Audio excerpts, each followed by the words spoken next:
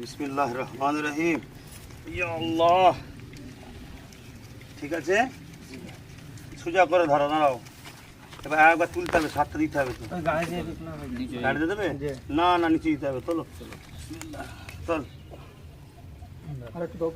একটু দা, বড় গাছ তো, থাক।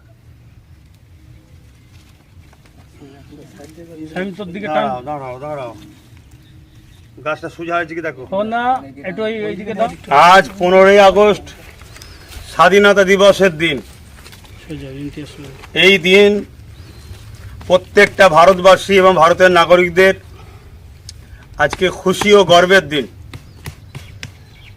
1947-এ ভারতবর্ষের লক্ষ লক্ষ মানুষের বীর সন্তানদের কেউ জীবন দিয়ে, কেউ জেলে কঠিন কষ্ট সহ্য করে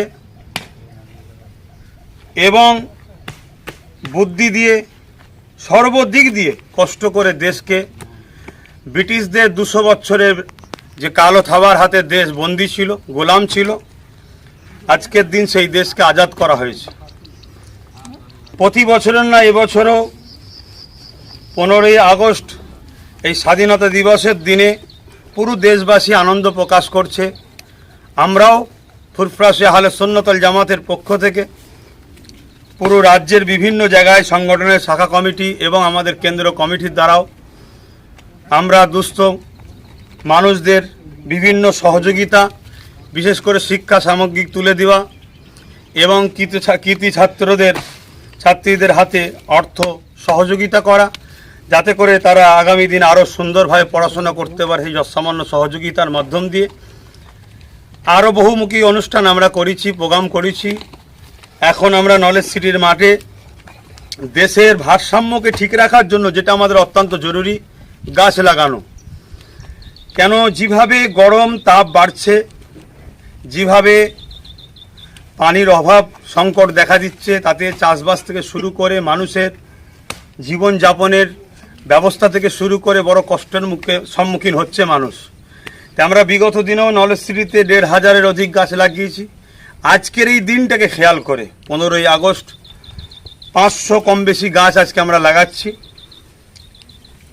আমি প্রত্যেকটা ভারতীয়, বিশেষ করে বাংলা ভাষাভাষী মানুষকে বলবো, আগামী দিন আমার দেশের ভারসাম্যকে ঠিক রাখার জন্য প্রত্যেকে গাছ লাগাবেন। এই বর্ষায় আগেও বলেছি, নিজ নিজ জায়গায়, নিজ নিজ বাড়িতে প্রত্যেকে একটা করে হলেও গাছ লাগান। একের অধিক লাগালে তো আরও ভালো, একটা করে হলেও অবশ্যই লাগাবেন। এর পাশাপাশি আমার নলেজ সিটিতেও যদি কেউ গাছ নিজের একটা স্মৃতি হিসাবে লাগাতে চান, নিয়ে আসবেন। যারা কর্তৃপক্ষ আছে তাদের সঙ্গে কথা বলে যেখানে বলবে সেখানে বসাবেন।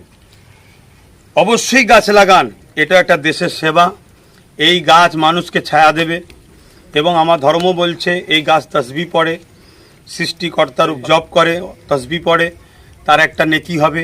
এই গাছ ছায়া দেবে, সেই ছায়াতে মানুষ পথিকের আশ্রয় নেবে, তার একটা নেকি ফায়দা হবে এবং এই গাছের ফলমূল হবে, পশু পাখি সহ মানুষও খাবে, তারও একটা ফায়দা উপকার আছে। এই গাছ লাগান।